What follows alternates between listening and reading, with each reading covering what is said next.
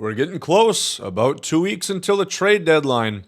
Let's talk some Shohei. So as a lot of you guys know, Shohei Ohtani is a free agent, unrestricted at the end of the year. The Angels are in contention.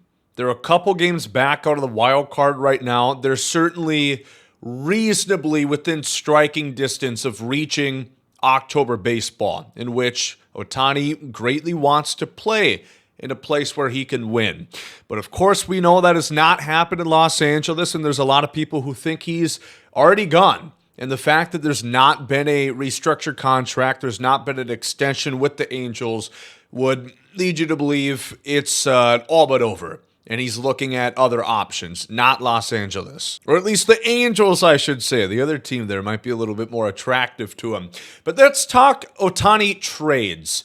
Now, there's a couple packages that I found online. I just thought it would be a little humorous to go ahead and look at them. And then I'll kind of offer up my own opinion. So this is by Bo Porter here on MLB Network, both of which we're going to talk about from MLB Network. The Mets, being the benefactor of Ohtani, are going to receive him, Anthony Rendon, Hunter Renfroe, and Chris Stavinsky for Ronnie Mauricio, Brett Beatty, Eduardo Escobar, who obviously is not there anymore, Starling Marte, Kevin Parada, Tyler McGill, Blake Tidwell, and Dominic Hamill. That is a hefty package. I mean, Mauricio is a big prospect in their farm. Kevin Parada being the number one in the Mets system. Brett Beatty hasn't quite had the monumental start a lot of people thought he would, but I still think he's going to be a great player. Starling Marte, definitely a good contributor.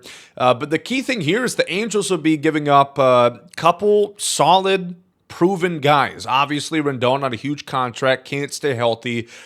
Looking a lot like the Pujols or the Hamilton or the C.J. Wilson, or the list goes on and on. Bad contracts for the Angels. So now this one, I don't think it's too terrible, because if the Mets were to trade for Shohei Ohtani, I think without a doubt there would be a plan in play that they will not let him go. Whatever dollar sign it takes, Steve Cohen will pay, and Ohtani will be a New York Met for a long time. So when it comes to a longer-term deal, that's when you really understand giving up a big part of your farm, because that is a lot. That's the majority of their youth right there. Now, at the same token, I still think it's a little stupid. I mean, the Angels are going to be terrible. They're going to, Hunter Renfroe's a good player. Rendon has what it takes to come back.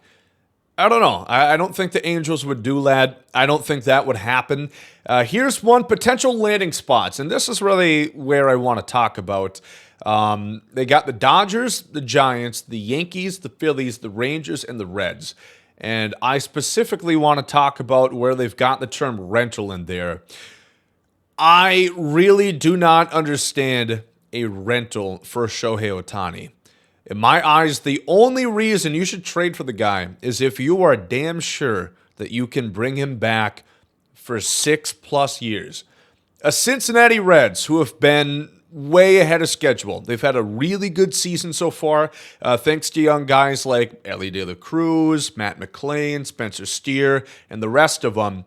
Why would they leverage their future to add a guy that you know damn well there is a 0% chance that he wants to play in Cincinnati in the middle of the United States long term? Don't get me wrong. Shohei Ohtani is without a doubt the best player in baseball. Fuck, he's the best two players in baseball, because he's an all-star pitcher and he's an all-star hitter.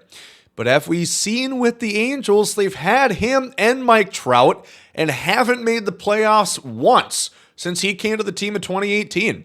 So there's 26 guys that you have to field, and adding Ohtani to that Reds team right now doesn't move him past the Braves, doesn't make him better than the Dodgers.